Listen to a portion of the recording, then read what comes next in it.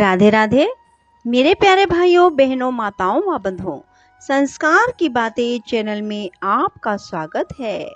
बंधुओं, आज मैं आपको श्रवण करवा रही हूँ भाद्रपद मास की संकष्टी चतुर्थी व्रत कथा, पूरन पूजा विधि और चतुर्थी तिथि का महत्व क्या है।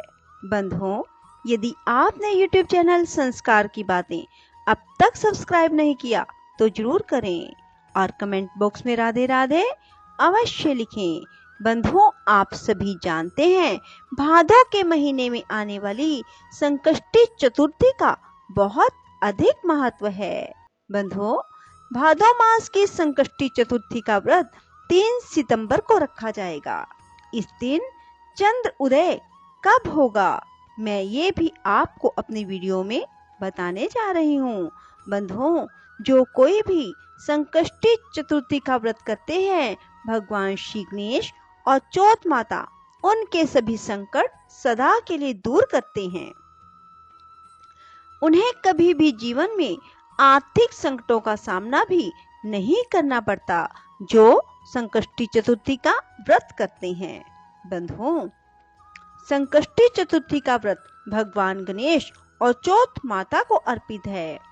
संकष्टी चतुर्थी का व्रत करने से मनुष्य को बल, बुद्धि, विद्या और धन धान्य का आशीर्वाद प्राप्त होता है।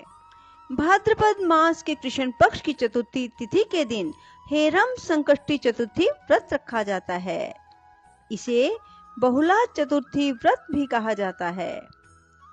बहुला चतुर्थी व्रत में गौ माता की उपासना का विधान है। बंधुओं, हिंदू पंचांग के अनुसार भाद्रपद मास के कृष्ण पक्ष की चतुर्थी तिथि 2 सितंबर रात्रि 8:49 से 3 सितंबर शाम 6:24 तक रहेगी। ऐसे में संकष्टी चतुर्थी व्रत और बहुला चतुर्थी व्रत 3 सितंबर 2023 रविवार को रखा जाएगा। इस दिन सर्वार्थ सिद्धि योग और वृद्धि योग भी बन रहा है। ऐसे में पूजा पाठ के लिए बहुत अच्छा माना जाता है। भाद्रपद चतुर्थी व्रत पूजा विधि इस प्रकार है। भाद्रपद मास के कृष्ण पक्ष की चतुर्थी तिथि के दिन सुबह जल्दी उठें। अंधेरे में उठकर आप चाय और कुछ भी खाना खा सकते हैं, जैसा कि आप करवा चौथ के दिन करते हैं। बंधुओं, उसके बाद आप स्नान आदि करके साफ सुथरे वस्त्र पहने और व्रत का संकल्प लें। पूरा दिन निराहार रहें। दोपहर में 12 बजे के बाद आप भाद्रपद मास संकष्टी चतुर्थी व्रत कथा सुने और फिर आप चाय, दूध कुछ भी ग्रहण कर सकते हैं। रात्रि चंद्र उदय होने के बाद चंद्रमा को अर्घ देकर आप खाना खाएं।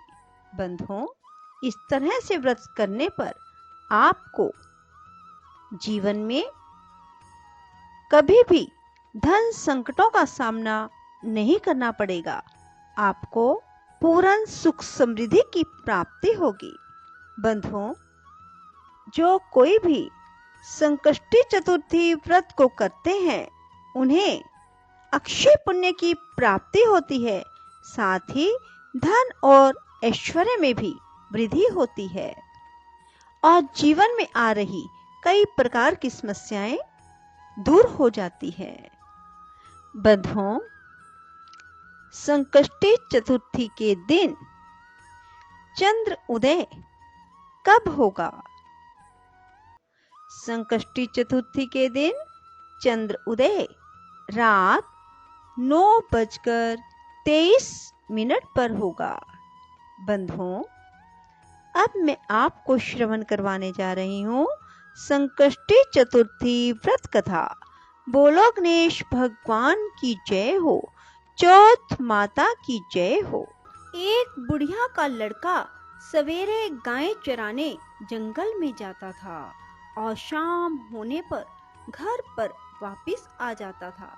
सारे दिन की मेहनत के बावजूद भी वह सिर्फ 8 पैसे रोज के कमाता, जिससे माँ बेटे का गुजर बसर होता था। बुढ़िया का चौथ माता का व्रत था और बुढ़िया चौथ की कहानी सुनने का व्रत और नियम करती थी। व्रत के दिन 5 लड्डू बनाती, 2 चौथ के विनायक के और एक अपना। इस तरह नियम पालन करने से वह मोटी होती जा रही थी। आस पड़ोस की महिलाएं इस बात से जलती थी। उन्होंने बुढ़िया के लड़के को बहकाया। लड़के ने सोचा, मैं तो सारे दिन मेहनत करके सूखी रोटी खाता हूँ और मेरी माँ घर बैठे बैठे लड्डू खाकर मोटी होती जा रही है। इसी सोच के कारण वह एक दिन गाय चराने नहीं गया और छुप कर बैठ गया। उस दिन चौथ थी। बुढ़िया 2 पैसे का घी लाई, सदा की तरह 5 लड्डू बनाए और भोग लगाया।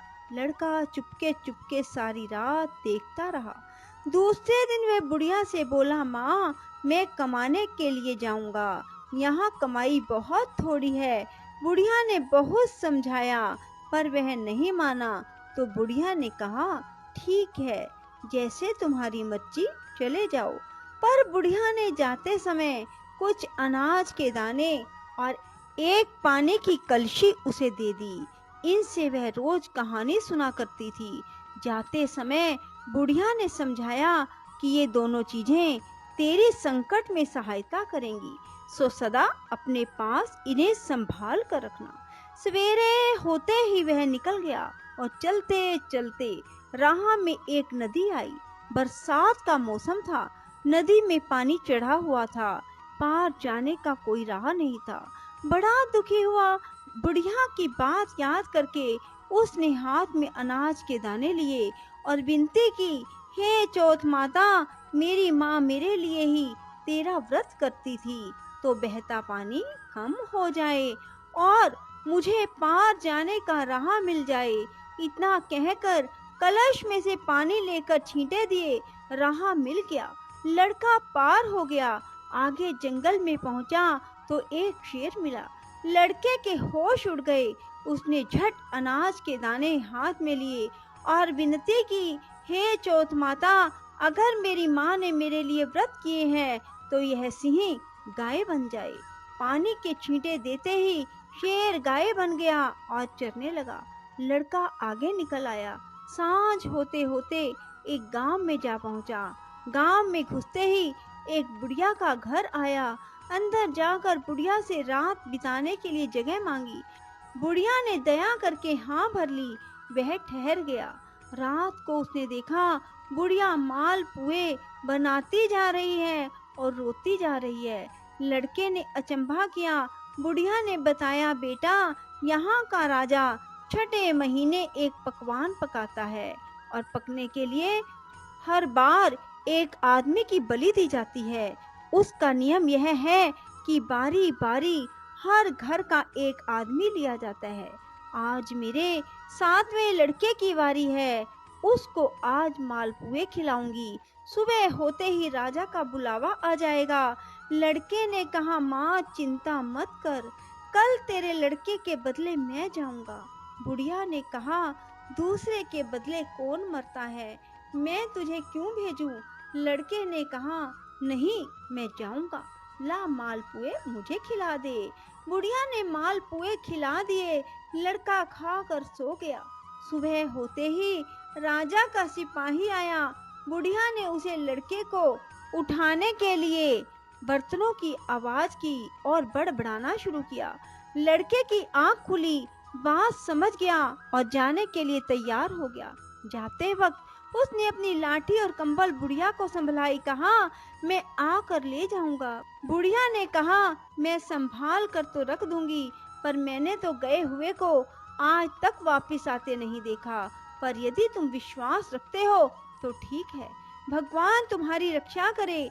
लड़का चला गया। जगह पर जाकर लड़के ने देवताओं को याद किया और अनाज के दाने निकालकर पानी की घंटी ली और चौथ विनायक को याद करके अपने चारों तरफ देखा और एक चौकी पर बैठ गया। कजावा चिनकर आग लगा दी गई। तीसरे दिन कुछ कम्हारों के लड़के खेलते हुए उधर से निकले। उनके हाथ में से एक पत्थर का टुकड़ा उछलकर कजावे पर जा पड़ा।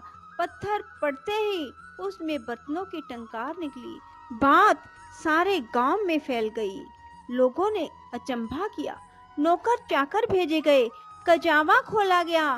कांसे पीतल के बर्तन निकले। भीतर से आवाज आई, भाइयों, कजावा धीरे धीरे खोलना, अंदर आदमी भी हैं। उन्होंने सुझाव दिया कि यदि यह आदमी की ही आवाज है तो तुम डरो मत। आखिर सारा कजावा खोल दिया गया। चौकी पर हंसता हुआ वह लड़का बैठा हुआ था। चौकी के चारों ओर जुआरे हो गए थे। पानी का कलश भरा हुआ था। राजा के पास लड़के को लाया गया। राजा ने सारा किस्सा सुनना चाहा। लड़के ने बताया कि मेरी माँ चौथ विनायक का व्रत करती थी। उसी ने आते वक्त मेरी रक्षा के लिए यह अनाज और पानी का कलश दिया। राजा ने भाग्यवान लड़का देखकर अपनी लड़की का विवाह उसके साथ कर दिया और चौथ व्रत करने का ढिंढोरा पिटवा दिया। कई दिन बीत गए। राजा के बेटों की बहुओं ने ननद को ताना मारा, बाई जो पेट से निकले, हांडी से नहीं। राजकुमारी ने अपने पति से कहा, माए जहाँ मायका, सास जहाँ ससुराल। लड़का भी बात समझ गया और राजा रानी से आज्ञा ली और अपने गांव को अपनी पत्नी को लेकर चल पड़ा। गांव के पास पहुंचते ही देखने वालों ने बुढ़िया को खुशखबरी दी। बुढ़िया को विश्वास नहीं हुआ। उसने उपलों के ढेर पर चढ़कर देखा। बेटा बहू आते दिखाई दिए। बुढ़िया ने चौथ विनायक को बार बार नमस्कार किया। बेटे बहू ने आकर बुढ़िया के पैर छुए। घर में आनंद छा गया। गांव में चौथ के व्रत का ढिंडोरा पिटवा दिया गया। सब कोई चौथ का व्रत करे, कहानी सुने। 12 नहीं तो 4, 4 नहीं तो 2 महीने चौथ के व्रत जरूर करें। बोलो चौथ विनायक की जय। राधे राधे। जय श्री कृष्णा। बंधुओं, यदि आपको हमारी वीडियो पसंद आए तो इसे लाइक करें और शेयर भी जरूर करें। धन्यवाद।